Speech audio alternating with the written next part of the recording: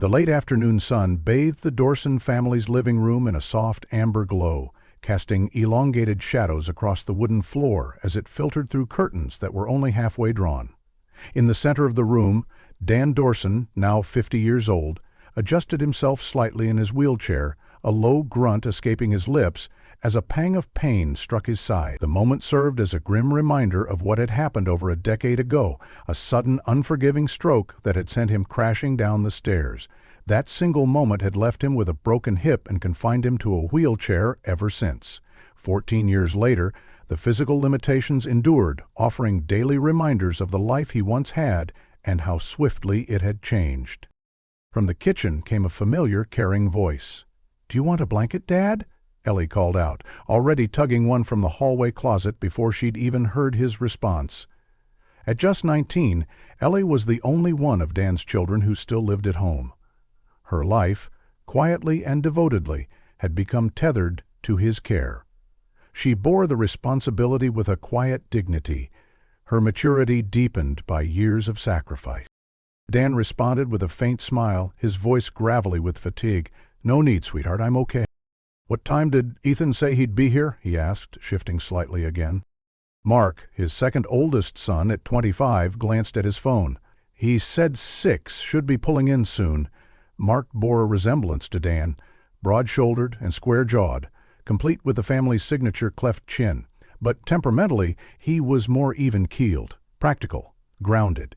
He worked as an accountant downtown, having paid his way through college with a combination of scholarships and part-time jobs, all after their mother's disappearance had forced them to grow up too quickly. In the dining room, Leah's voice carried with the clarity of someone used to being in charge. "Aldi, could you please turn that down?" She was moving efficiently between the kitchen and the table, setting it with careful hands. At 23, Leah managed a small independent bookstore and handled the household like a seasoned manager. Her dark, shoulder-length hair was pulled into a no-nonsense ponytail as she made precise movements between rooms. 15-year-old Aldi was sprawled across the living room couch, clutching the remote. With a sigh of exaggerated inconvenience, he turned down the volume on the sports commentary. "I'm just trying to find something good to watch later," he muttered. "There's that new sci-fi flick with aliens that look like people. It's supposed to be awesome." "No aliens," Dan said with a knowing smile. "You know how Ellie feels about them." Ellie reappeared, now holding a stack of dinner plates. "It's not the aliens," she said playfully. "It's when they start exploding out of people during dessert. That's when I draw the line." The house filled with laughter. Warm, comfortable, lived in. Their Sunday evenings had become sacred. No matter what the week brought, all 5 children made it home for dinner. Food, conversation, and a movie. Their mother's absence never erased this routine. If anything, it made it all the more important. It was their bond, their glue. "The table's ready," Leah announced, stepping back and scanning her work. 6 place settings, all perfect. Glasses filled with water and ice, napkins folded with exact care beside polished cutlery. It was a reflection of the way their mother had once taught them, down to the last detail. "Something smells amazing," Mark said as he walked into the dining room. "Lasagna," Ellie said, grinning, "and garlic bread." That got Aldi's attention. He gave up his movie search and took his place, his long teenage limbs folding awkwardly into the chair. "Can we eat now? I'm starving." Dan rolled forward to his usual place at the head of the table and shook his head gently. "Not yet. We wait for Ethan, always." "But it's going to get cold," Aldi whined, eyeing the steaming dish longingly. "I'll call him," Mark said, already dialing. After a few moments, his expression shifted. Voicemail. A heavy silence settled around the table. Time dragged. The lasagna stopped steaming, and condensation formed on the water glasses. Dan's eyes flicked to his watch repeatedly, concern drawing furrows across his forehead. Just as Leah opened her mouth to say they should start without Ethan, the sound of a car engine filtered in from outside, followed by a car door slamming shut. The front door burst open. Ethan rushed inside. He was 30 now, his face flushed with urgency and emotion. His tie was loose, top button undone, dark hair slightly damp and askew. He stopped short at the threshold of the dining room, taking in the expectant faces of his family. "Sorry I'm late," he said, still catching his breath. But something in his tone, a kind of controlled panic, made every head turn sharply toward him. "It's okay. We were just about to—" Dan began, but Ethan interrupted. "I found something," he blurted, still standing, his hands gripping his phone tightly. "About Mom." The room froze. The shift in atmosphere was instant. It was as though the air itself had changed, heavier, colder. "I got a call from Detective Vans today," Ethan continued, fumbling with his screen. "They found something. I need to show you." "Sit down, Ethan," Dan said firmly. "We've all been waiting. The food's cold." "No, Dad, you don't understand," Ethan said, still standing, his voice trembling. "This is important." "Your father's right," Mark interjected, calm but resolute. "Let's eat first. We can talk afterward." Ethan's eyes darted across the table. No one met his gaze. Leah kept her eyes on her plate. Ellie bit her lip. Aldi stared, half annoyed and half nervous. "We made a rule," Leah said quietly. "We don't talk about Mom at dinner anymore." "But this is different," Ethan pleaded. "The police, they found enough to suggest she might not have left by choice." Dan's brow furrowed, his eyes searching Ethan's face. "We'll listen," he said, "after we eat." With visible reluctance, Ethan pulled out his chair and sat. But he didn't touch his food, and he didn't put down the phone. As they resumed eating, the air was thick with unspoken thoughts. The earlier warmth had dimmed. Forks moved mechanically. Garlic bread cooled on plates, untouched. Even Aldi seemed subdued. Whatever Ethan had learned, whatever had been discovered, it had the power to upend everything. 14 years after their mother vanished, the answers they feared might finally be arriving. Mark's voice cut sharply through the tension like a blade. "We know what happened. She left us," he said, his volume rising. "She couldn't handle it. Dad's accident, the endless hospital bills, 5 kids to raise alone. She met someone else and disappeared." "That's not true," Ethan fired back, his voice laced with disbelief and hurt. "Mom would never just walk away from us." "She did, though, didn't she?" Leah's normally composed tone cracked under the weight of emotion. "Dad's stuck in a wheelchair, we were drowning in medical debt, and then, poof, she vanishes. No calls, no notes, nothing. What would you call that?" Mark's voice softened, but the pain lingered. 14 years, Ethan. 14 years and not a single word, no postcard, no email, not even an anonymous tip. How much more proof do you need? Their voices escalated, rising above the hum of the evening and overlapping in a storm of long-buried pain. Years of grief, anger, and unresolved questions surged like a wave. Aldi shrank in his seat, overwhelmed by the fierce emotions surrounding him. Ellie glanced between her siblings, helpless, as the weight of their fractured family threatened to explode. "Enough!" Dan's voice thundered across the room, reverberating off the walls. His outburst triggered a fit of coughing, harsh and ragged, that curled him over in his wheelchair. Instantly, the room fell silent. Ellie sprang to his side, gently patting his back and handing him a glass of water. Dan's body trembled as the fit subsided and his breathing slowed. "I'm sorry, Dad," she whispered, brushing his shoulder. Then she looked up, facing the others with calm but pleading eyes. "Please, let's not do this. Dad's been waiting all week for this dinner. He misses us. Can't we just have one peaceful night together?" A heavy stillness filled the room, broken only by Dan's labored breathing. "Fine," Ethan said at last, sliding fully into his chair. His jaw was clenched with frustration. "But you need to know. This isn't just another wild lead. This time it's real. The police found Mom's car. It was at the bottom of a river." Every head turned sharply toward him, all the earlier defiance drained from their expressions, replaced by raw, stunned attention. "What?" Dan's voice was a strained whisper. "That's why I was late," Ethan explained, eyes fixed on his father. "Detective Vans called this afternoon. I was on the phone with him getting details. They pulled her car out of the river." Dan turned to Ellie. "Get my phone, please. It's on the side table." Ellie nodded and rushed to retrieve it. She handed it to him as he fumbled to unlock it, his fingers trembling with urgency. After a moment, he spoke again. 4 missed calls from Detective Vans, Dan confirmed, looking back at Ethan. Did they find her? Ethan shook his head slowly. They're still processing the scene. No confirmation yet. But the detective said it would help if we came down to the site. As the gravity of Ethan's words settled over the room, the dinner was forgotten entirely. Forks rested on plates, the lasagna left untouched. We should eat something first, Ellie suggested gently, stepping into her role as the voice of reason. She glanced at her father with concern. Dad needs to take his medication with food. It'll only take a few minutes. Mark nodded in agreement. She's right. Let's eat quickly, then go. They ate in silence, each chewing without tasting, minds spinning with possibilities. The once inviting meal now felt like cardboard. The only sound was the occasional clink of silverware against porcelain. When they had consumed just enough to satisfy Ellie's concern, Mark and Aldi began clearing the table, while Leah and Ellie helped Dan prepare. Ellie made sure his medication was taken, wrapping a blanket around his legs, while Leah fetched his wallet and phone. Ellie looked up at him softly. Are you sure you want to go, Dad? We could stay here, and the others could check it out. Dan shook his head firmly. I need to be there. Outside, night had fallen fully, and a crisp chill had crept into the air.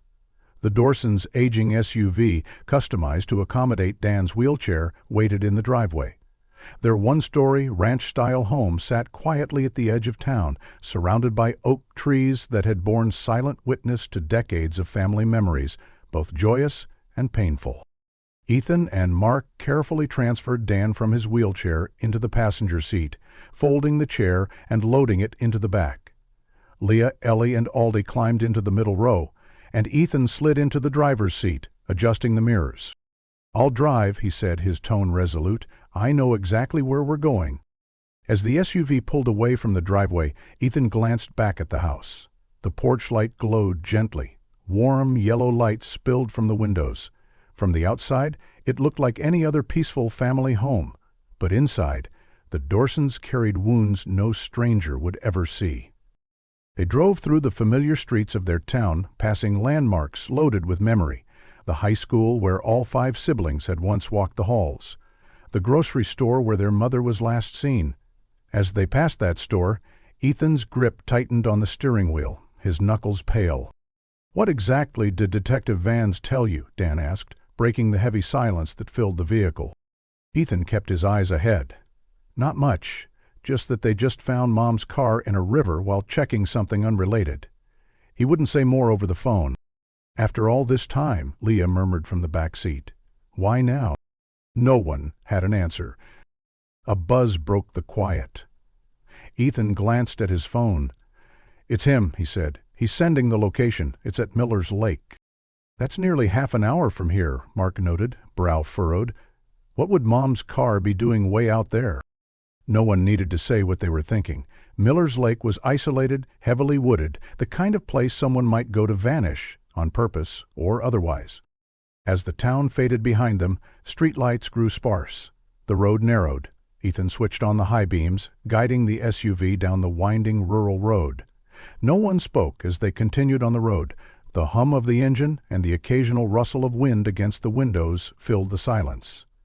Inside the vehicle, the weight of the revelation pressed down on each of them. Thoughts swirled. Memories, fears, unspoken suspicions. Ellie stared out the window, her breath fogging the glass. She remembered the last time she saw their mother, her hands packing a reusable grocery bag, her voice calling from the front door that she'd be back soon. Ellie had only been 5. The memory was faded, but still painful. In the back row, Aldi fidgeted with his hoodie string, avoiding eye contact. His memories of their mom were even more distant, shaped more by photos and stories than real moments. Yet even he understood this night might change everything. Leah clutched the strap of her bag tightly, as if anchoring herself to something solid. Despite her earlier denial, she felt her pulse quicken. There was a sick sort of hope that maybe, just maybe, they would finally understand why everything fell apart. Dan, seated beside Ethan, closed his eyes briefly. A storm of emotion surged beneath his worn expression. Grief, guilt, dread. 14 years had passed, yet the wound remained raw. And Ethan? He drove with rigid focus, one hand on the wheel, the other resting near his phone, waiting for the final message. As they neared Miller's Lake, the headlights illuminated the tree-lined path. The silence inside the car deepened. Whatever lay ahead, they would face it together. The SUV veered onto an unpaved access road that snaked through thick woods, the headlights casting long beams into the dense forest. Gravel crunched beneath the tires, and the vehicle jolted and bounced over the uneven ground, forcing Ethan to ease off the gas pedal. He navigated carefully, the rutted path growing more treacherous with every bend. After several slow-moving minutes, the trees gradually thinned, giving way to an open expanse. Before them, the dark, glassy surface of Miller's Lake came into view, glistening under the strobe of flashing red and blue lights from the cluster of emergency vehicles parked along the shoreline. Ethan pulled the SUV as close as the terrain allowed, braking gently near a line of orange cones. He turned toward his father in the passenger seat. "Are you ready?" Dan nodded silently, his face set in a mask of quiet resolve. Mark and Leah moved swiftly, exiting the vehicle to assist their father. With practiced care, they eased him into his wheelchair, ensuring the blanket Ellie had wrapped around him stayed secure against the chilly evening air. As the car doors opened, an immediate wave of smell greeted them. The scent of damp earth, decaying vegetation, and something more sour, something unsettling, rose from the shoreline. It was a smell that hinted at secrets buried in water for far too long. Aldi instinctively stepped back, his nose wrinkling in discomfort. Ellie stood beside their father, her hand resting lightly on his shoulder as a grounding gesture, offering silent reassurance as they moved toward the perimeter marked by yellow police tape. Pushing the wheelchair across the soggy ground proved challenging. The muddy terrain clung to the wheels, and more than once they had to dig and maneuver to keep moving. Mark and Leah worked in tandem to push Dan forward, while Ellie remained tightly at his side, her presence steady and comforting. Ethan walked a few steps ahead, eyes scanning the clusters of police officers and forensic staff stationed around the site. He spotted a familiar figure, Detective Vans, standing at the water's edge in deep discussion with a uniformed officer. The detective, a thick-set man in his 50s with graying hair and a permanently furrowed brow, turned at the sound of footsteps. "Detective Vans," Ethan called out, quickening his pace. The older man looked up, recognition flickering in his eyes. "Ethan, you made it." His gaze drifted past Ethan to the rest of the familiar, slowly approaching. "And I see you brought everyone." "We needed to be here," Ethan replied simply. "What did you find?" Detective Vance gestured to the shoreline, where a tow truck sat idle, its winch cable trailing into the shallows. Near it, coated in lake water, algae, and layers of silt, was a car. Though battered and worn by time, its shape and faded blue paint were unmistakable. The Dorson family stood frozen, staring at what had once been their mother's car. "We found it this afternoon," Vans explained as the others gathered around. "The truth is, we weren't even looking for it. We had a helicopter running a surveillance sweep for a drug investigation. The pilot caught a glint off the lake bed. From the air, sometimes you see things differently. We sent a dive team and, well, here it is." Dan gazed at the car, his face unreadable. "Did you find—" he began, but couldn't finish. "No bodies," Vance answered before the question was complete. "The car was completely empty when we pulled it up." "Empty?" Mark asked, surprised. "You're sure?" "Bone dry, or rather soaked but unoccupied," the detective said. "We triple-checked. No human remains, no blood, no evidence of trauma." "But you found something?" Ethan pressed. "Yes," Vance said, pulling a sealed evidence bag from his coat pocket. Inside was a photograph, water-damaged but visible, sealed in its own plastic. "This was in the glove compartment. It's a picture of your mother. Looks like it was taken before she vanished." Dan reached for the bag with trembling fingers. As he held it up, everyone leaned in to see. Catherine Dorson, young, smiling, carefree. A snapshot of a life that had seemed full of promise before it all unraveled. "There's more," Vance added, lowering his voice slightly. We found several personal items in the car, not just your mother's, a pair of men's sunglasses, a baseball cap, a crumpled receipt with a man's name on it. I knew it, Leah said, her voice edged with bitterness. She left us for someone else. That's not fair, Ethan snapped. We don't know that yet. What else could it be? Mark asked, his tone cool but pointed. Mom's car shows up 14 years later with another man's stuff inside? Come on, Ethan. Our investigation indicates the vehicle was deliberately sunk, Van said, stepping in. There's no sign of a crash, no dents, no broken glass, no blunt impact. The windows were rolled down. That allowed the car to fill and submerge smoothly. No foul play, no struggle. She staged it, Leah muttered. She knew walking away from her family was wrong, so she made it look like something terrible happened. That's ridiculous, Ethan said. Mom loved us. She wouldn't do this. From the back of the group, Aldi finally spoke. Why would she leave, right when we needed her most? Dad had just been hurt. Everything was falling apart. Sometimes, Mark said quietly, people crack. The pressure builds. 5 kids, medical bills, no partner to help her. Maybe she saw one way out. Ethan turned to Vans, desperation creeping into his voice. You don't really believe that, do you? After all these years, don't you think there could be more to it? Vans sighed deeply. I've been in this business 27 years, Ethan. I've seen people vanish by choice. They leave because they're overwhelmed, and they go to extraordinary lengths to stay gone. Dan spoke up again, his voice low but steady. But why find the car now, after all this time? As I said, pure accident, Vans replied. We weren't searching for her. Our team was investigating unrelated criminal activity. It was only by aerial surveillance that we caught a reflection in the water. A lucky, or unlucky, break, depending on how you look at it. He pulled out another evidence bag, smaller this time, with an object barely visible inside. It looked like a piece of jewelry, misshapen and dulled by water exposure. Ellie leaned closer. What is it? A locket, Van said. Gold-plated. There's a photo inside, but it's barely visible. Might be salvageable once we clean it up at the lab. Was it hers? Dan asked. We believe so, Vans answered. It matches a description you gave years ago, a gift you'd given her, I believe. Dan nodded slowly. Our anniversary, the year before the stroke. No one spoke for a moment. The locket, the photo, the man's items in the car. It was too much to dismiss, but not enough to explain. They stood in the cold, at the edge of the water, the truth just beyond reach. Behind them, the tow truck roared back to life, a technician preparing to transport the vehicle for forensic analysis. Police tape flapped lightly in the breeze, catching glints of light from flashlights and squad cars. Where do we go from here? Mark asked, his voice quiet now. We run every test, Vaughn said. DNA, prints, tracking the receipt, identifying who owned those men's items. We'll pull surveillance, cross-reference the registration, phone records, and anything that still exists. We're treating this as active again. Ethan placed a hand on Dan's shoulder. We'll get answers, Dad, one way or another. Dan didn't speak. He just looked out across the dark water where the car had been hidden all these years.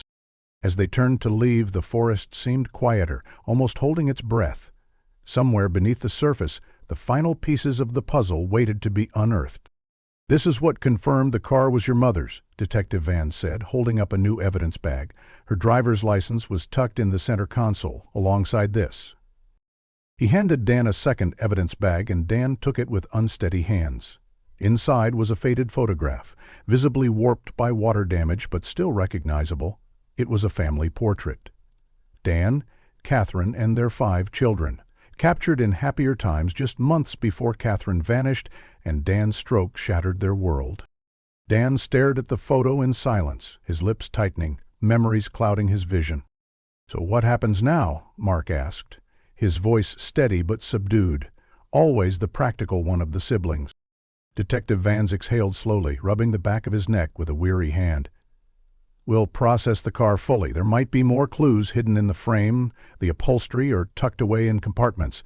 But I need to be upfront with you all. This is a cold case, 14 years old. Unless we find definitive evidence suggesting foul play, it's unlikely we'll have the resources to reopen it fully." "That's it?" Ethan asked, incredulous.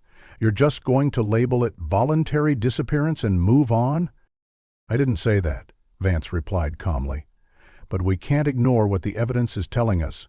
No sign of a struggle. Nobody. A vehicle Dawes deliberately sunk, with no accident indicators. And personal effects inside that don't belong to your father. These point to someone choosing to disappear." He glanced around at the gathered family, gauging their reactions. "I can get you copies of the evidence if you'd like. Photos, reports, inventory lists, everything we've logged so far." Leah folded her arms across her chest. Her voice, when it came, was hollow. "What's the point? None of this changes what happened. She's gone." Dan, who had remained silent and withdrawn for most of the conversation, suddenly spoke. "Ellie," he said, his voice low and tired, "I'd like to go home now." "Of course, Dad," Ellie replied, gently stepping behind the wheelchair to guide him away. Dan turned slightly toward Detective Vance. "Do what you have to do with the car. We've lived with the mystery for 14 years. I'm not convinced the truth, whatever it is, will bring us peace." The family began to drift back toward the SUV, their energy drained, hope replaced by resignation. But Ethan stayed rooted to the ground. "I'd like those copies," he said firmly. Detective Vance nodded and walked over to his vehicle. From inside, he retrieved a thick manila envelope and handed it to Ethan. "I had them prepared just in case. There's also a separate envelope with items we recovered from the glove compartment. Everything was documented and photographed before removal." As Ethan took the envelope, the detective placed a comforting hand on his shoulder. "In my experience," he said gently, "it's always the firstborn who has the hardest time letting go. I hope these help you, Ethan, whether it's for closure or clarity." Ethan didn't respond. He simply nodded, eyes fixed on the envelope. It felt heavy in his hands, not just physically, but emotionally.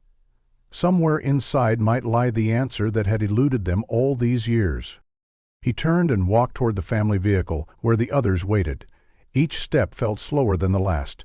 He could feel the weight of suspicion in the air, of beliefs being quietly settled, but Ethan wasn't ready to settle. He couldn't be.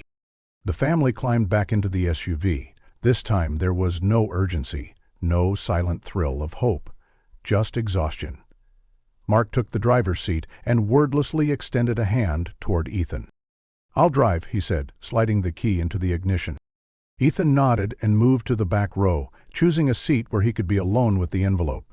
As the car pulled away from the lakeside scene, he switched on the flashlight on his phone and carefully opened the package. Inside were several dozen pages, reports, photos, item logs. The first few were recovery reports, the vehicle's condition, notes from the dive team, measurements and timestamps. Then came photos of the car. Angled shots from the lake bed, silt-encrusted metal, algae-draped windows, open glove compartment. Ethan turned page after page, studying them closely, searching for any inconsistency, anything that might contradict the narrative forming around them. But each document seemed to point to one conclusion. No accident, no struggle, no foul play. Just a car hidden underwater with hints of another life inside it. Mark drove with more aggression than Ethan had earlier. He took corners sharply and pushed the gas hard on straightaways, causing the SUV to rock and jostle. The erratic motion made it increasingly difficult for Ethan to keep the pages still. "Can you slow down?" he called up to the front. But Mark either didn't hear or chose not to answer. Ethan sighed and tucked the papers back into the envelope. He would go through them properly at home, without the bouncing, without the glances from his siblings, without the pressure to agree with their conclusions. The return to their father's home was cloaked in silence. The hum of the engine was the only sound, punctuated occasionally by a quiet sigh from Dan, seated in the front passenger seat. No one spoke as they turned into the driveway. The porch light, left on before they left, now bathed the yard in a warm glow, indifferent to the revelations of the evening. Aldi was the first to break the silence. "Are we still watching a movie?" he asked, hesitantly, looking around at his siblings. "We don't have to end the night like this, do we?" His question hung in the air like fog. After a pause, Leah gave a small nod. "I think that would be good. We still have dessert, and it'd be a shame to let the whole night go to waste. Ellie looked at her father. What do you think, Dad? Dan gave a weak but genuine smile. Yes, I think we could all use a distraction. They moved together with the weight of the evening still pressing on them. Mark and Leah entered the living room, switching on the television and beginning to scroll through movie options. Ellie headed into the kitchen, her practical instincts kicking in. She retrieved the apple pie she'd baked earlier, still sitting on the counter under a towel. Haldy lingered awkwardly, glancing between the others before drifting toward the couch to sit beside Mark. Ethan stood by the door, envelope still clutched tightly to his chest. I'm not staying, he said. Everyone turned to look at him. What do you mean? Dan asked, concern in his voice. I'm going home, Ethan replied, stepping back toward the door. I need to go through these files properly. There might be something important in here. Ethan, Mark said, his tone tired and edged with frustration. Let it go. We've finally got some answers. After 14 years, we finally know what happened. Ethan met his brother's gaze. No, Mark, we don't. We just have clues and a lot of guesses. That's not the same as knowing. Mark sighed and looked away, but said nothing more. Ellie stepped into the hallway, holding the pie in her hands. We'll save you a slice, she said softly. Thanks, Ethan replied without turning. He opened the front door and stepped into the night, the envelope still held tightly under his arm. The crisp evening air hit his face as he walked to his car, unlocking it and sliding into the driver's seat. As he sat there in the silence, he laid the envelope on the passenger seat and rested his hands on the steering wheel. He didn't start the engine right away. His mind was still back at the lake, in the cold mud, in the still water that had swallowed a piece of their history. He looked down at the envelope again. Answers, maybe, or more questions, but either way he knew he couldn't walk away from this. Not yet. Whatever the truth was, he owed it to his mother to find it. It's not the answer we were hoping for, Ethan said, his voice low but firm, but the worst part is, we still don't actually know anything. We've got a car pulled from a lake and a pile of assumptions. That's all. Please stay, Ellie urged quietly from across the room, her eyes searching his. Just stay for the movie. We can talk about everything tomorrow, once we've all had some time to process it. Ethan looked at his youngest sister. Her expression was open, sincere, and filled with concern. Then his gaze shifted to their father, who sat slightly slumped in his wheelchair, his features etched with fatigue. He looked older, more worn than he had just a few hours ago. For a brief moment, Ethan considered staying, sitting through a film he wouldn't watch, pretending that tonight hadn't changed everything. He could nod and smile, laugh at the movie, and eat a slice of pie. But he knew that if he did, he'd be lying to himself and to everyone in that room. I'm sorry, he said quietly, stepping back toward the door. I need to do this. He didn't wait for them to object. He pulled open the front door and slipped into the night air. From the driveway he could see his family inside through the living room window, already rearranging themselves into familiar positions. Dan's wheelchair was angled beside the couch, Ellie perched on the armrest, Leah curled up in her usual corner, while Mark and Aldi claimed the rest of the available space. Ethan sank into the driver's seat of his own car, resting his hands on the wheel but not starting the engine. The porch light illuminated part of the dashboard, casting pale gold across the envelope that now lay beside him. He stared at it for a moment before whispering into the quiet, "Where are you, Mom? What really happened to you?" He rubbed his eyes, angry at the wetness gathering there. "I was the oldest," he muttered. "After Dad's stroke, I had to step up. I skipped college, got a job, and helped raise the kids. I held it all together, and now they hate me for not believing you walked away from us." His chest tightened. The resentment he carried had always burned quietly, but tonight it threatened to erupt. Taking a long breath, he flicked on the interior light and carefully reopened the envelope. As he flipped through the police documents again, a smaller envelope fell free. It was labeled simply, "Miscellaneous." Curious, Ethan opened it. Inside were photocopies of smaller, less formal items recovered from the car. Among them, a partially legible lease agreement, its edges warped from water exposure. The text was difficult to read, but Ethan squinted, piecing together details. It was dated about 3 months after his mother vanished. But the tenant's name wasn't Catherine Dorson.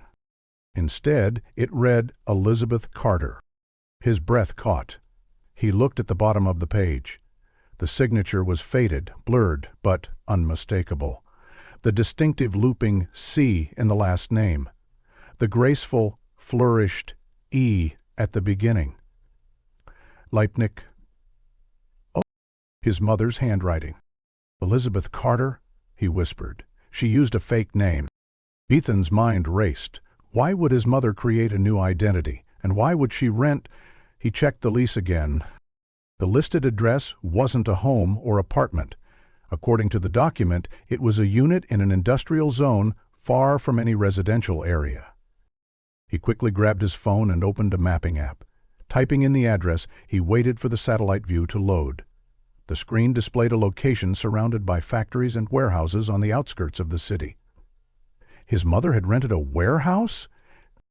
"This doesn't make any sense," he murmured, frowning at the screen. "Why would Mom need a warehouse under a false name?" Then he noticed another name on the lease, Raymond Doss. The name sparked vague recognition, but he couldn't immediately place it. He opened a browser and ran a quick search.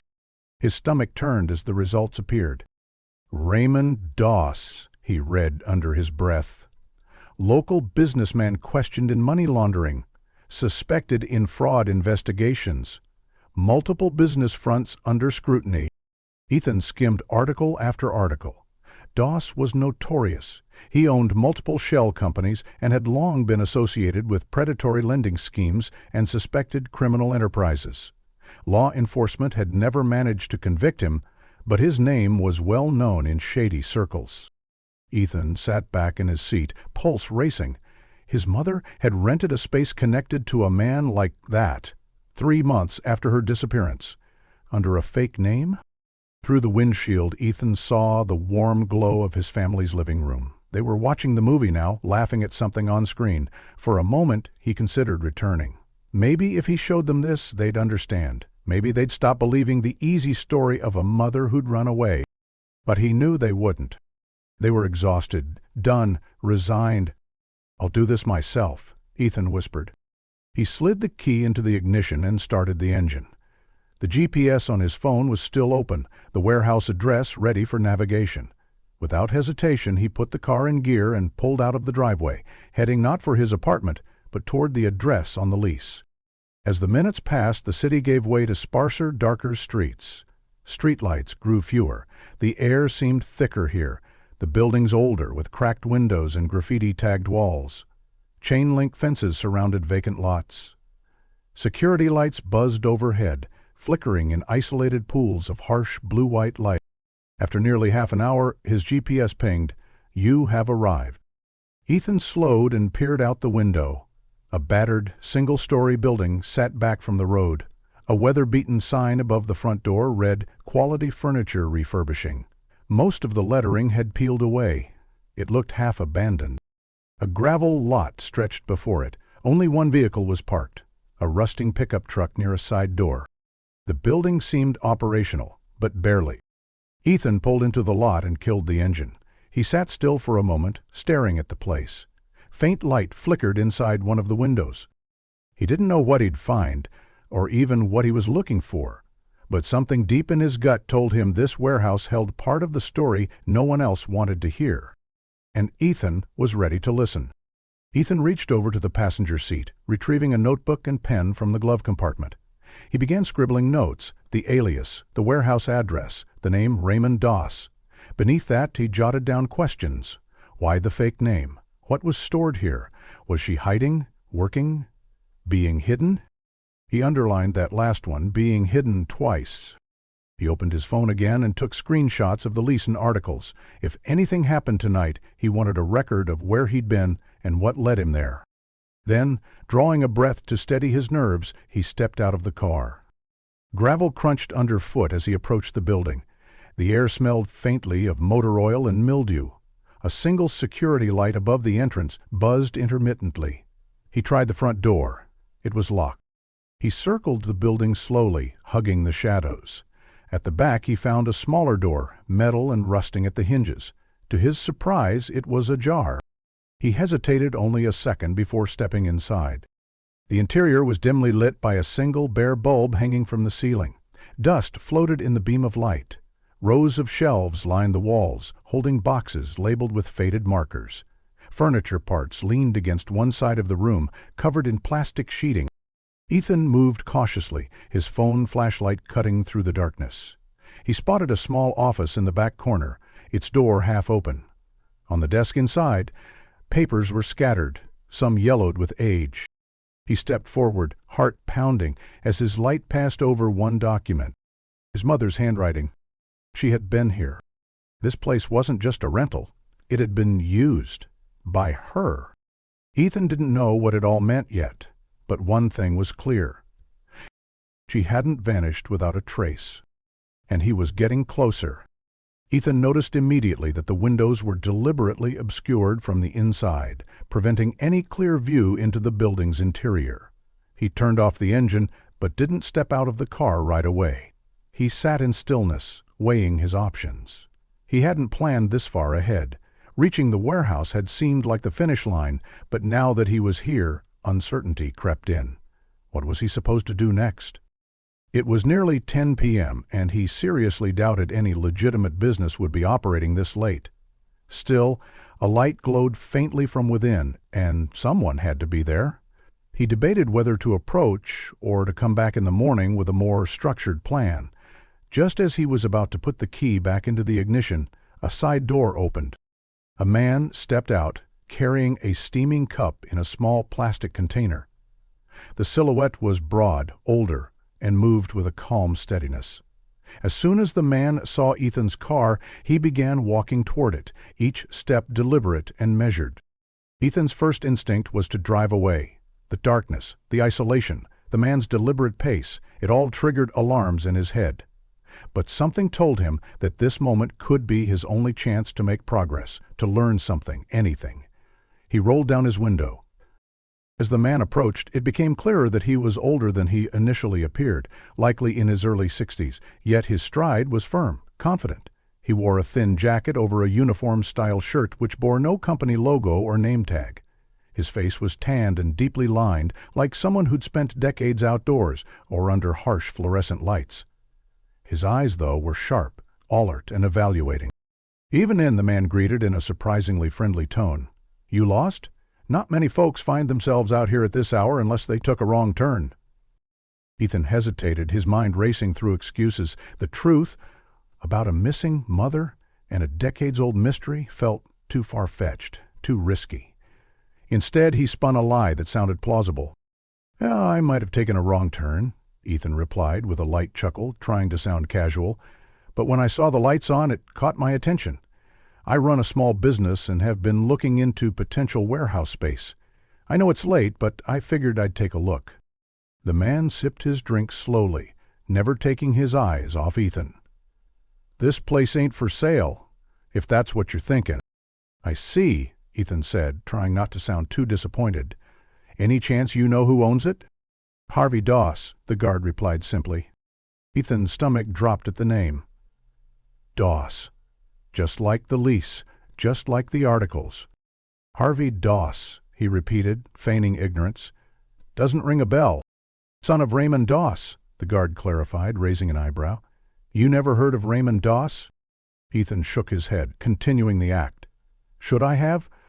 The guard chuckled. "Raymond owned half the industrial sites out here. Big name. Passed away a few years ago. Harvey took over everything."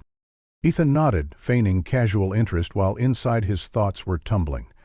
"Any chance I could speak to Harvey? I'm not trying to buy the whole property, just maybe lease a bit of space." The older man took another sip. "Harvey's a private guy. Doesn't meet with folks he doesn't know, especially not after hours." "Is there a manager or someone else I could talk to?" Ethan persisted. The guard considered it for a moment. "Come back tomorrow, business hours. Ask for Ronald. He handles Harvey's day-to-day around here." "Ronald," Ethan echoed, memorizing the name.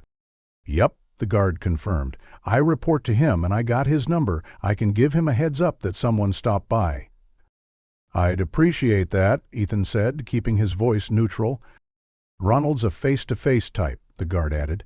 "Don't bring partners or outsiders. He likes to meet folks one-on-one." "I understand," Ethan replied. He was just about to roll up the window when a thought occurred to him. If he left now, he'd have nothing concrete. Just names. Just vague leads. He took a gamble. "One more thing," he said, stopping the guard who had begun to walk away. "Have you ever heard of someone named Elizabeth Carter around here?" The effect was instant and chilling. The guard stopped mid-step. His shoulders squared and the friendly veneer evaporated from his face. When he turned back to Ethan, his eyes were cold, unreadable. "You need to leave," he said flatly. Ethan's heart pounded. He had struck a nerve. Still, he wasn't ready to retreat. "I just need to know if—" The guard moved with shocking speed, reaching the car in 2 swift strides. He leaned down, both hands gripping the edge of Ethan's open window, his face mere inches away. "You want ghosts?" he growled, voice low and menacing. "You're in the right place." But she didn't want to be found. A cold ripple ran down Ethan's spine. "What do you mean?" he asked, trying to keep his voice steady. "Who didn't want to be found?" The man straightened. His hand knocked once against the doorframe. "If you want to talk more, come back tomorrow. Ask Ronald. But I'd advise against it." He tapped the frame again. "Go, now." Ethan didn't need a third warning. He shifted into reverse and backed away slowly, his eyes locked with the guard's the entire time. The older man didn't move, just stood there in the night, watching as Ethan turned and drove off. As he left the warehouse behind, his mind buzzed with adrenaline and questions. The name Elizabeth Carter had clearly meant something. The guard's reaction had been visceral, immediate, not the response of someone unfamiliar with the name, but of someone who knew exactly who she was. And perhaps what had happened to her. The drive back to town was tense, the headlights carving a path through the empty streets while Ethan's thoughts churned with renewed urgency, his knuckles whitened around the steering wheel. Every mile he put between himself and that warehouse, the more his nerves eased, but the questions only multiplied. Who exactly was Ronald? What kind of business operated out of that dilapidated warehouse at all hours? And most importantly, why had the mention of Elizabeth Carter turned a seemingly laid-back night guard into someone cold and threatening? Now, despite the thrill it had brought on its own, tears turned to mixed eyes. Ethan replayed every second of the conversation, trying to detect nuances in the guard's responses. That man knew more than he let on. His reaction hadn't just been professional, it was personal. And that final warning? She didn't want to be found. It echoed in his head like a drumbeat. His fingers itched to call someone, Detective Vons, maybe, or even Mark. But no one else was ready to follow this path. Not yet. They believed the mystery was resolved, closed. He couldn't count on their help, not unless he brought them undeniable proof. Tomorrow, he'd return, alone, and this time he'd meet Ronald face to face. When Ethan finally pulled into his apartment complex, it was after midnight. The neighborhood was quiet, most windows dark, save for the flickering blue of late-night television in a few living rooms. He parked, gathered the envelope of documents, and climbed the stairs to his second-floor unit. Inside, he dropped his keys into the bowl by the door and tossed the envelope onto the coffee table. He stood still for a moment in the quiet, his apartment suddenly feeling too small, too confined. He paced once around the room, then poured himself a glass of water. He sat on the couch and reached for the lease again. The fake name, the address, the connection to Raymond and Harvey Doss. His mother had gone to great lengths to vanish, but was it her own choice or someone else's plan? One thing was now crystal clear. The story everyone else had accepted wasn't the full truth. He would have to dig deeper. And tomorrow he'd begin with Ronald. Ethan couldn't ignore the implications any longer. The alias Elizabeth Carter and the guard's intense reaction confirmed that Catherine, his mother, had indeed been connected to that warehouse. But the cryptic reference to ghosts and the firm declaration that she didn't want to be found raised new, troubling questions. If she had vanished willingly, why all the secrecy? Why the sudden threat at the mere mention of her name? Something wasn't right. Yet for the first time in 14 years, Ethan felt like he was finally chasing down something tangible. Not just family theories or fading memories, but real, concrete clues. The sense that he might soon learn the truth, that long-buried answers might finally surface, lit a fire inside him that refused to be extinguished. The dashboard clock blinked 11:35 p.m. as he guided his car through the quiet roads of their town, his thoughts spinning in a storm of confusion and urgency. The evidence did lean toward the painful idea that his mother had left on purpose, but the security guard's reaction, it didn't line up with a simple abandonment. People don't change from pleasant to threatening unless there's something worth hiding. Telling his siblings seemed pointless at this stage. After dinner and the lake, it was obvious they didn't want to entertain any theory that didn't fit the conclusion they'd long since accepted. Mark had buried himself in logic and responsibility. Leah built up walls to protect herself from more pain. Ellie, sweet and sensitive, poured herself into caring for their father. And Aldi, he had never really known their mother at all, just stories and photos from before she disappeared. They had all found ways to move forward. Except Ethan, he never believed the story that she'd simply walked away. And now, maybe he didn't have to. There was one person who might actually listen, one person who might take this as seriously as he did.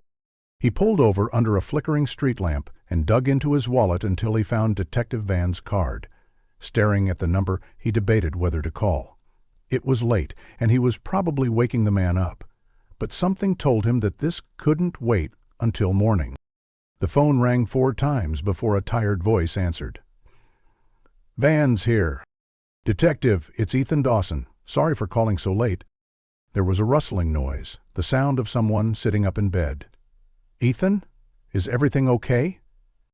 "I found something," Ethan said, trying to keep his tone even. "In the envelope you gave me, there was a lease. Well, some kind of rental agreement. It was under the name Elizabeth Carter, but the signature, it's my mom's handwriting. No doubt about it." "I saw that," Vance replied, sounding more alert now. "Caught my attention, too." "Then why didn't you tell me?" Ethan asked, unable to completely mask his frustration. "Because it fit with what we already suspected," the detective said patiently. "When people disappear voluntarily, they often create new identities. It's part of how they start over." "But this wasn't a house or apartment," Ethan said. "It was a warehouse, out in an industrial district, and it was owned by Raymond Doss. Did you look into him?" "Yes, I did," Vance confirmed. Doss was a known player in less-than-legal operations, ran loan-sharking businesses, shady debt collection. He was investigated multiple times, but no charges ever stuck. "So why would my mother rent from someone like that?" "Because he had the connections to help her vanish," Vance replied. "That warehouse was probably a staging ground, a place where she could disappear off the grid and get new papers, maybe even a new life." "You think she went there to erase herself?" "It matches the timeline," the detective said. "The lease was signed 3 months after she went missing. Enough time to find help, maybe with someone she met after the accident, maybe someone who helped her run." "There's no proof she was with anyone," Ethan pushed back. "The sunglasses in her car," Vance reminded him. "Men's sunglasses. The name Ronald was etched into the frame." Ethan's heart skipped. "Ronald?" he echoed. "Are you sure?" "Positive. Does that name mean anything to you?" "The guard at the warehouse," Ethan said slowly. "He told me to come back tomorrow, said the guy in charge there is named Ronald." There was a long pause. "Wait. You went there?" Vance asked sharply. "I did," Ethan admitted. "I had to see it, but when I asked about Elizabeth Carter, the guard changed completely. He knew her, I'm sure of it." "Ethan, listen to me carefully," Vance said, voice firm. "If there's even a slight chance these people were involved in your mother's disappearance, then they are dangerous. You can't go back there." "I know it wasn't smart," Ethan said quickly, "but I needed to know. I needed to see it." "You don't understand," Vance warned. "These people operate in shadows. If they helped your mother vanish, they won't want that known. You could be walking into something you're not prepared for." Ethan was silent, processing the gravity of it. "This is now an active investigation," Vance continued. Stay away from that warehouse. I'll file for a warrant and get a team on it, but you're done. Understood? But no buts, Vans said sharply. You've done enough. Let me take it from here. Ethan sat in silence, the weight of the conversation pressing down on him like a boulder. For years, he had carried the burden of believing there was more to the story, and now that someone else finally agreed with him, he was being told to step aside. Still, he had no choice. "Okay," he said quietly. "Just keep me updated." "You have my word," Vans replied. "Try to get some sleep. We'll be in touch soon." The call ended, and Ethan was left alone again, parked under the dim glow of a street lamp in the still of the night. But this time, he wasn't burdened by unanswered questions alone. Something had shifted. The case was alive again, and with it, the possibility that he might finally uncover what had really happened to his mother. Detective Van's voice was calm but resolute over the phone. "We'll handle it properly, with warrants, surveillance, backup. Any involvement from you could jeopardize everything and put you in serious danger." Ethan closed his eyes and gripped the phone tighter. "So what am I supposed to do?" he whispered. "Just sit here and wait?" "Yes, that's exactly what you should do," Vance replied firmly. "I appreciate the information, but now I need you to step back and let us do our job." Ethan felt a surge of frustration, but tried again. "The guard told me to come back tomorrow to meet with Ronald," he said. "That could be our only chance to get answers," Ethan added, his voice shaky with desperation. "My answer remains the same. Absolutely not," the detective said firmly. "Under no circumstances are you to go back there. We'll send an undercover officer, set up surveillance. This kind of situation has procedures and protocols. You're out of the field." Ethan inhaled deeply. He knew Detective Vance was correct. The risks were overwhelming, but he also knew how empty waiting would feel after 14 years of silence. Still, he swallowed hard and said, "Fine. I won't go back there, I understand." "Good decision," Vance said, relief audible in his tone. "I'm going to make calls now, get things in motion. We'll keep you updated on any developments. I promise." "Detective," Ethan paused before Vance could hang up. "One more thing. My father and siblings, they could be at risk too. If these people realize someone's probing, they'll come after them." "Understood," Vance replied without hesitation. "You did well to mention it. We'll arrange for patrol vehicles to make regular passes by both your place and your father's home." Ethan exhaled, finally feeling some measure of protection for his family. "Thank you, Detective. I'll try to get some rest. And I'll stay away from that warehouse." After ending the call, Ethan leaned back in the driver's seat. The detective's words made complete sense. The danger was real. Every instinct inside him screamed that he was closing in on the truth. But now, he had to step aside. He toggled the ignition, drove slowly to his apartment complex, found a parking spot, and sat staring into the dark windows of the building. Sleep was impossible. The warnings echoed in his mind. Still, the weight of what he'd uncovered was exhilarating. After 14 years of dead ends, he was finally on the trail of something real. Something that could explain his mother's disappearance. Something that could explain his mother's disappearance. The next morning arrived with a clarity Ethan hadn't felt in years. Weeks of restless nights caught up with him, and he'd finally drifted into a fitful sleep around 4 a.m.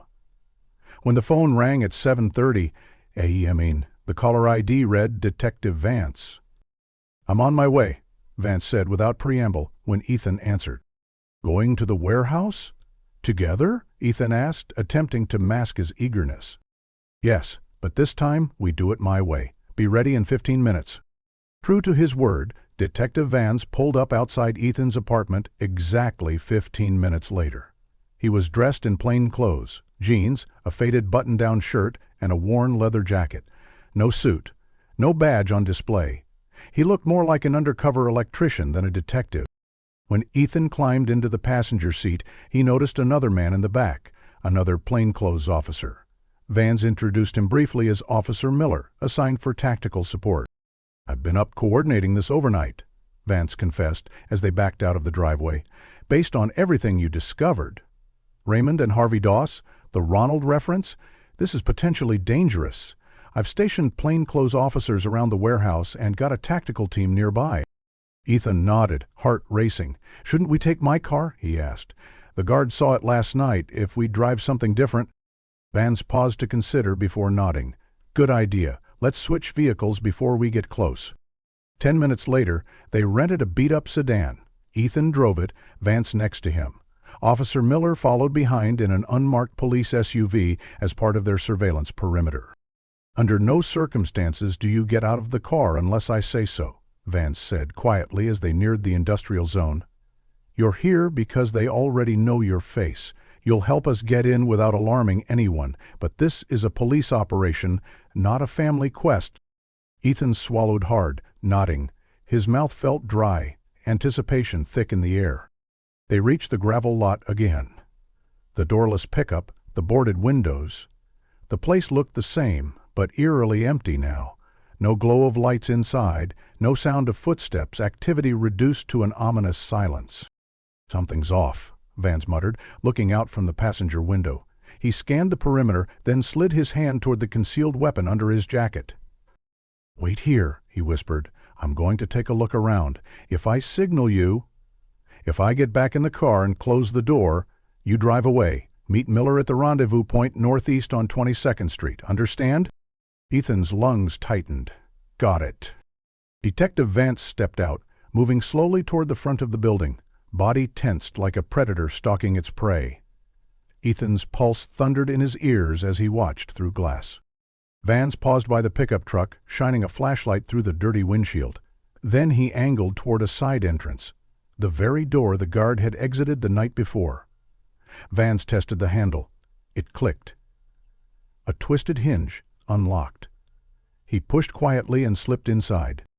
The squad car stayed dark, engine silent. Ethan sat motionless. 10 minutes passed slowly, then 15. His heart felt ready to burst. He checked his phone. Battery drain, no signal. He swallowed, stood up slowly, stepped out to stretch, but froze at the echo of Vance's footsteps approaching.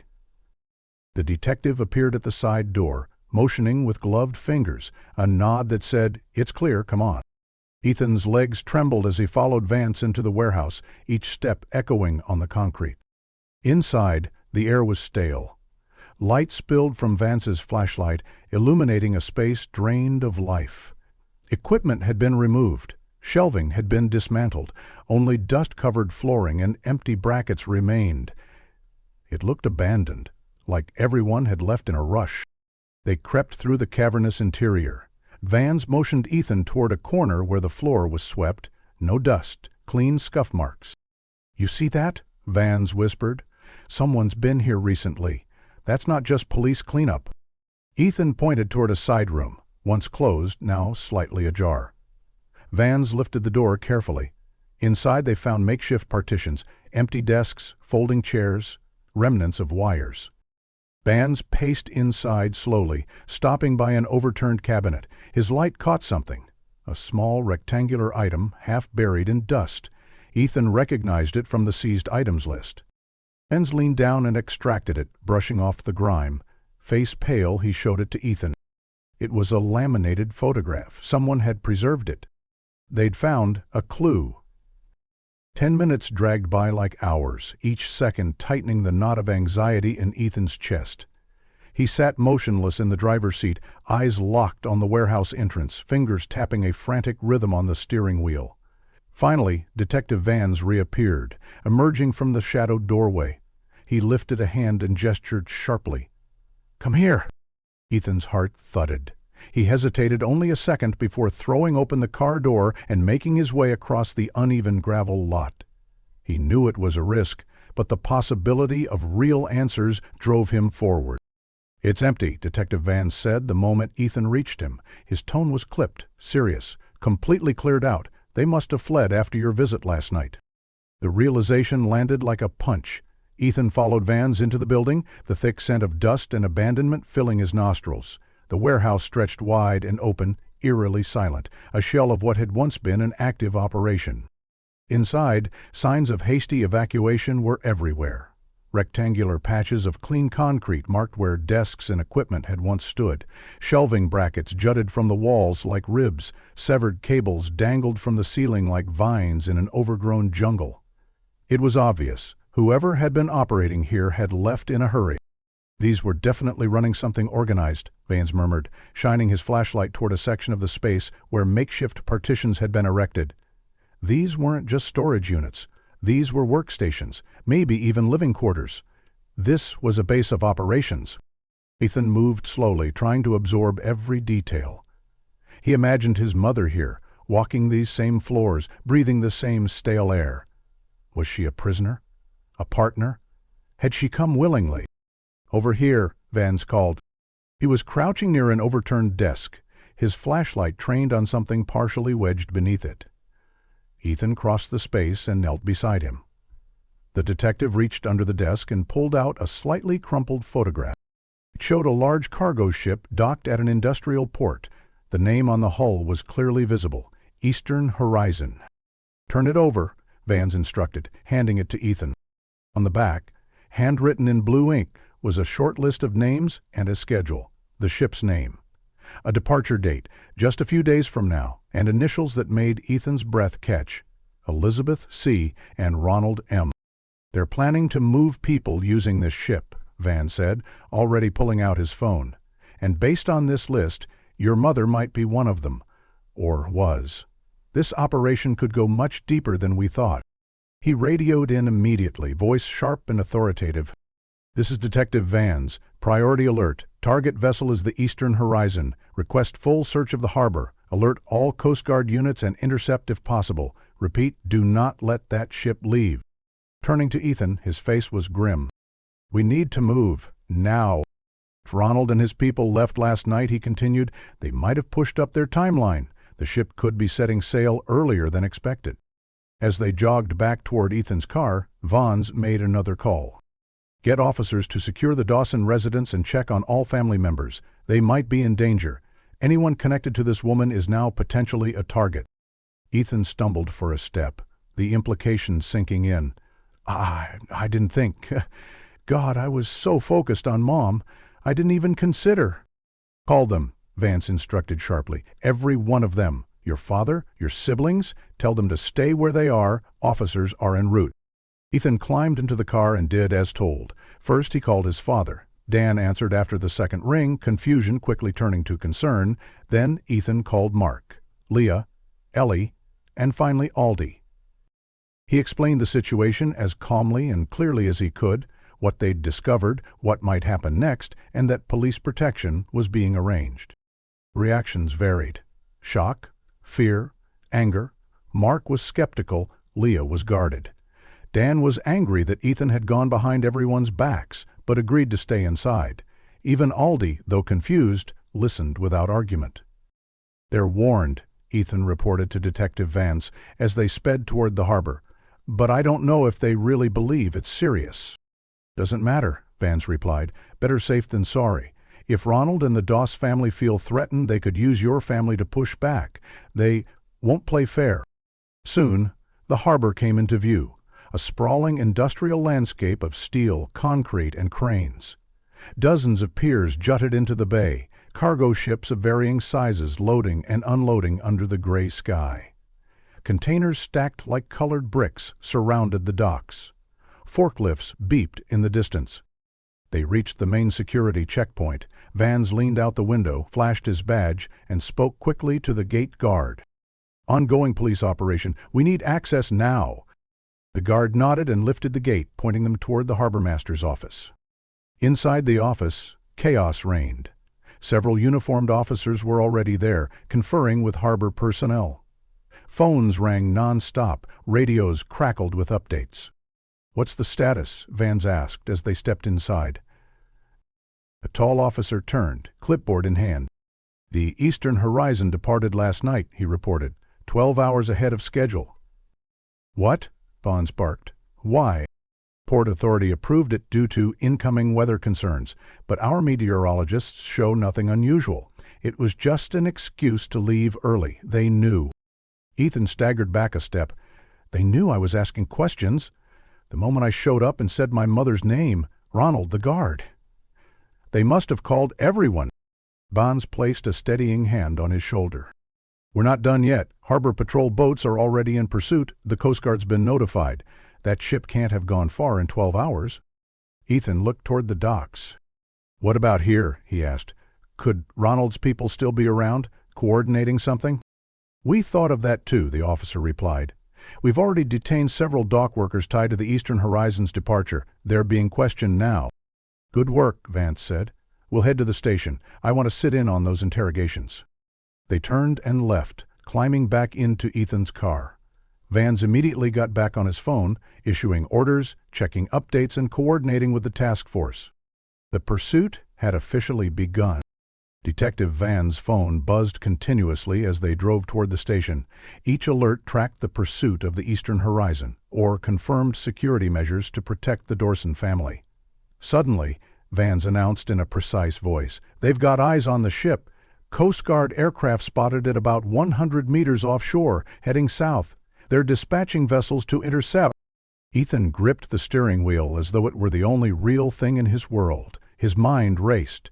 Could his mother actually be aboard that ship after 14 silent years? Was he finally approaching the truth?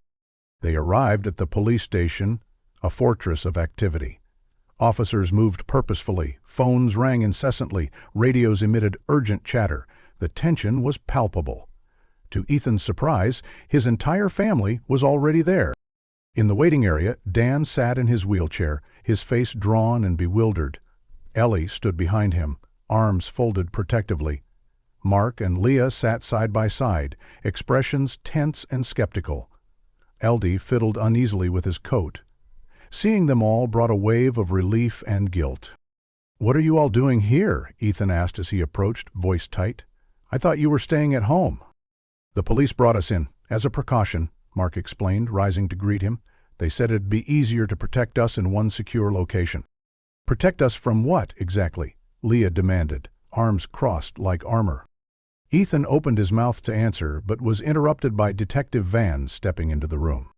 "Your brother may have uncovered something dangerous," he said, his tone professional but gentle. "What he found could put all of you at risk." He proceeded to brief the family, the warehouse raid, the photograph of the Eastern Horizon, the list of names, including Elizabeth C. and Ronald M., and the possibility that Catherine had been coerced into working for the DOS operation. "So you're saying Mom didn't leave us voluntarily?" Ellie's voice trembled, hope flickering in her eyes. "Based on the evidence," Van said carefully, "it appears your mother was involved in a criminal group led by Raymond Doss and his son Harvey. We believe she was forced, possibly due to debt or blackmail."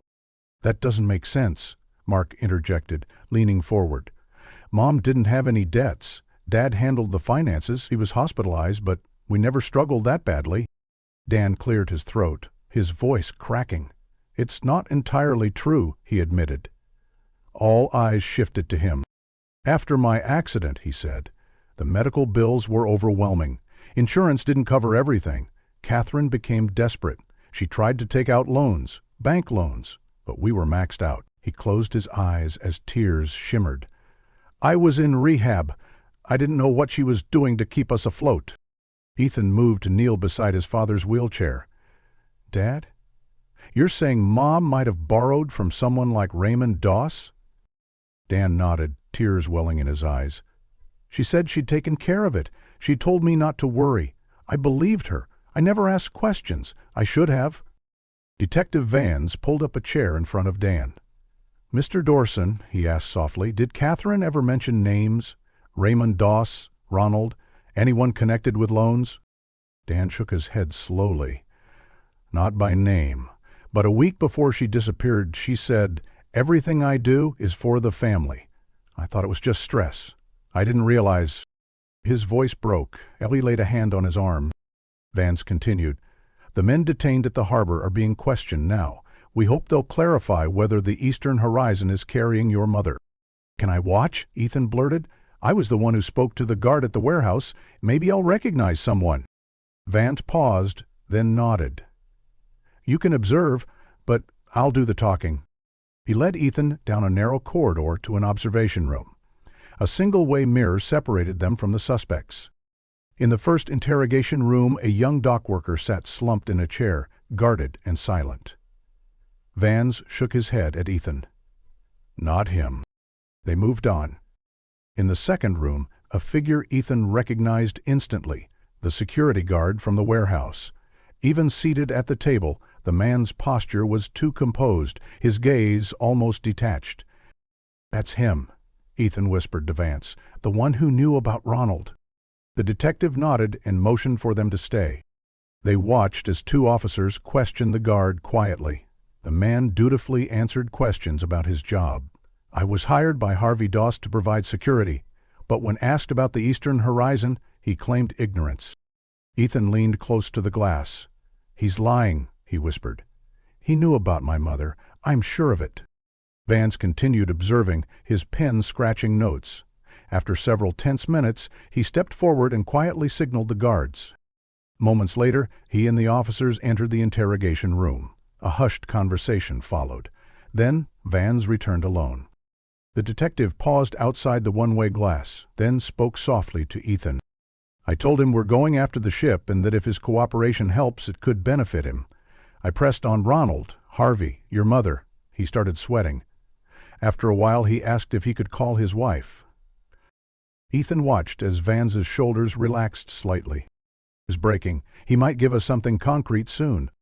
Ethan exhaled deeply. He'd held on to hope for 14 years. Now, after holding his breath for so long, he realized the breathing wasn't stopping. "I'm going in. Stay here and observe." Ethan remained in place, eyes fixed through the glass, as Detective Vance entered the interrogation room. He greeted the other officers with a brief nod, took a seat across from the detained guard, and adopted a disarming, conversational posture that contrasted sharply with the room's sterile tension. "We've been keeping an eye on that warehouse for some time," Vance began casually, though Ethan knew it was a calculated bluff. "We've already identified most of the people who were processed through there, including Catherine Dawson." For the first time, a change passed over the guard's face. It wasn't overt, but the subtle tensing of his shoulders betrayed that the name meant something. "We know she was coerced into working for Doss, likely due to a debt she couldn't pay back," Vance continued, his tone steady. "What we don't know is whether she's still alive, or if she's on board that ship." "I don't know what you're talking about," the guard said evenly, though his voice had lost some of its previous confidence. "That's interesting," Vance said, leaning in ever so slightly. "Because you seemed to recognize her immediately when her son mentioned her name last night." Another crack in the armor, this time a brief, involuntary flick of the guard's eyes toward the mirror, where Ethan watched intently. "Her son is here, by the way," Vance added, his voice tightening. "He identified you the moment we brought you in, and, let me tell you, he's not some disinterested bystander. He's been trying to piece this together for 14 years. All he's ever wanted is to find his mother and know the truth. That's all." The guard said nothing, but the emotional weight of the statement hung between them. "Here's the situation," Vance pressed. "The Coast Guard has eyes on the ship now. We're catching up, and fast. When we get on board, people will start talking. Ronald, Harvey. They'll throw you to the wolves to cut deals for themselves. That's how this works." At that, the guard shifted in his seat, gaze falling to the metal tabletop. A silence stretched for several seconds. "You're looking at serious charges," Vance warned. "Kidnapping, unlawful imprisonment, possibly human trafficking. But if you help us now, if you cooperate, I can talk to the prosecutor. I can get you some leniency." The guard exhaled slowly, and when he finally spoke, it was with the quiet resignation of a man who had run out of roads. "I'm old," he said simply, "and sick. I probably wouldn't last long in prison anyway. It'd just be another place to die." "Then why not do one good thing before you go?" Vance urged. "Help this family get their mother back." The guard sat quietly, then nodded once. "I can't tell you where the ship is going. That information's above my level, compartmentalized. But I can give you access to something that might help." Vance straightened, intrigued. What is it? There's an app, the guard said. A secure messaging and tracking platform we used. My login might still work. It has GPS tracking for the ship, onboard surveillance feeds. Ronald used it to monitor everything. Van's eyes lit up. And you're willing to share that with us? I said I would, the guard replied. Might as well do something decent, for once. Van slid a notepad across the table. Write down everything. Usernames, passwords, server addresses. Anything we'd need to log in. As the guard began scribbling the information, Ethan felt something he hadn't felt in years. Hope. Real hope. Not blind optimism, but a concrete, factual breakthrough. For the first time since his mother vanished, he had proof that she hadn't simply abandoned them. That she might be alive. When Vans emerged from the room, his expression was grim, but resolute. We've got a lead, he told Ethan. Let's get this to the tech team, now. Together they hurried down the corridor to a secure technology unit where several officers were already working. Vans handed the login sheet to a tech officer and gave a terse summary. It's a surveillance and tracking system. We need to access it without triggering any alerts. The technician nodded. I'll create a mirrored session. Should be invisible to the host. Give me a few minutes. As the techs began working, Vans and Ethan returned to the waiting area. The Dawson family looked up as they entered, the strain visible in every set of eyes. Hope, fear, disbelief. They all warred silently behind drawn faces. Did you learn anything? Mark asked, rising to meet them. Potentially, Vans replied carefully. The guard gave us access to a system that may help us track the ship and confirm who's on board. Our techs are working on it now. You think she's really alive? Ollie asked quietly. He was young, but his voice carried years of buried confusion. Ethan met his gaze. It's looking that way. Dad just told us about the debts, about how Mom was trying to cover the medical bills. It all fits. She borrowed money from the wrong people, people who forced her into something she couldn't escape. For 14 years, Leah said, her voice half skeptical, half hopeful. And not a single word? Peace organizations isolate people, Van explained. They use threats, intimidation, and guilt to keep their victims silent. If your mother thought contacting you would endanger your lives, she might have stayed away to protect you. Dan reached for Ethan's hand, his eyes glistening. I should have known, he whispered. I should have seen the signs. But I was too wrapped up in my own pain to notice what she was going through.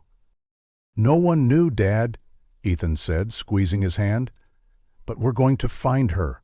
We're going to bring her home. Just then, Van's phone rang. He answered briskly, listening intently for several seconds before closing the call. We need to move, now. Turning to the family, he announced, the tech team has accessed the app. They want us all in the computer lab immediately. They rose as one, moving down the corridor with purpose. Mark gently pushed Dan's wheelchair, while Ellie and Leah supported their father from either side, their protective presence solid and reassuring. Aldi stuck close to Ethan, glancing up at him with a mix of pride and newfound respect. Each step carried the weight of hope and trepidation. The computer lab opened into a vast space humming with activity. Banks of monitors, stacks of servers, rows of cables, and technicians immersed in scanning data feeds. The air smelled faintly of ozone and coffee, thick with tension and anticipation. A specialist, looking up from a central console, gestured them over. On the largest screen, a digital map dominated the display, a deep blue sea crisscrossed by centuries of shipping lanes. A solitary dot blinked and drifted slowly across the expanse. That's the eastern horizon, the specialist explained, voice low. According to the GPS tracker, it's about 120 miles offshore, heading south-southeast. We've relayed these coordinates to the Coast Guard. Ethan's pulse quickened. The dot traced its path as if plotting their long-awaited reunion. Detective Van stepped closer, voice calm but urgent. Can you access the security cameras? The specialist nodded and typed swiftly. The app provides limited access, mostly work areas, corridors, machinery spaces. We're cycling through now. The large screen split into multiple feeds, several cargo decks, engine rooms, maintenance corridors. A few smaller windows showed what appeared to be makeshift offices or dwelling spaces. Desks cluttered with papers, chairs arranged around folding tables. Ethan's gaze sharpened. "Stop," he said, pointing. "Enlarge that feed." The technician tapped a few keys, zooming in on a narrow room where women sat at desks, typing, filing, working quietly. One in particular caught Ethan's eye. "Can you zoom in on the woman in the back?" he asked, breath caught between hope and disbelief. The image sharpened, the graininess smoothing into clarity. A collective gasp rose from the Dawson family. 14 years had etched lines on her face. Her once dark hair now flecked with gray, her features thinner, worn by time and hardship, but unmistakably her. "Peace. Mom," Ellie whispered, voice trembling. Tears spilled down her cheeks. Dan reached out, trembling, as if he could touch her through the screen. "Catherine," he murmured, voice choked. Detective Vans immediately grabbed his phone. He dialed with urgency as he spoke. "This is visual confirmation. At least one kidnapping victim on board. Repeat, visual confirmation of Catherine Dawson, missing for 14 years. Proceed with all caution. Multiple victims suspected." He turned to the family, who stood in a quiet circle around the monitor. "The Coast Guard should intercept the ship soon. They'll secure the vessel and evacuate everyone safely. From this point, we need to maintain radio silence. We can't risk tipping anyone on board." Mark swallowed, his earlier skepticism washed away by the stark reality on screen. "What do we do now?" he asked, voice rough. "We wait," Detective Vans replied simply. "We prepare for your mother's return." Dan remained in his wheelchair, lost in tears as the image of Catherine shimmered on the monitor. Ellie and Leah held hands, offering silent comfort, sometimes exchanging whispered tears. Mark paced the room, his hands clenched and unclenched, determined and restless. Aldi alternated between staying close to his father and watching Ethan, trying to process this miraculous turn. Ethan stood immobile beside the main screen, unwavering. He broke the silence with a soft declaration. "I knew it." His words were a release, hope released from years of tension. Detective Vans placed a reassuring hand on Ethan's shoulder. "You never gave up on her," Vans observed. "That kind of faith is rare." Ethan corrected him gently. "No, she didn't give up on us either."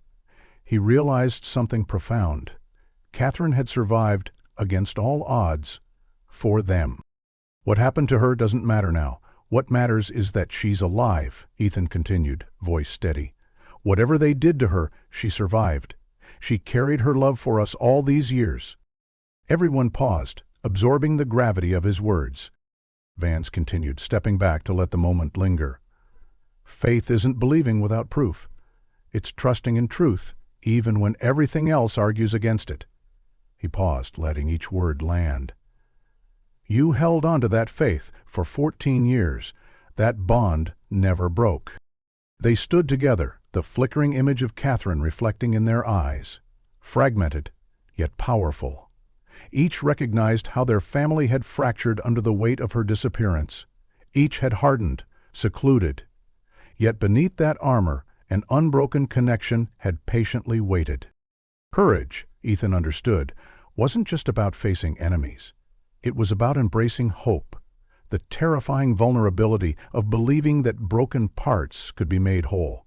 Their family was standing on the precipice of reunion. Their mother, captive or coerced, had endured, likely for them. And now they were ready to bring her home. Whatever awaited on the cargo ship, legal battles, healing trauma, rediscovering each other, they would confront it as a family. No longer fragments, but the constellation they'd always been, bound by love that time and distance could not dim.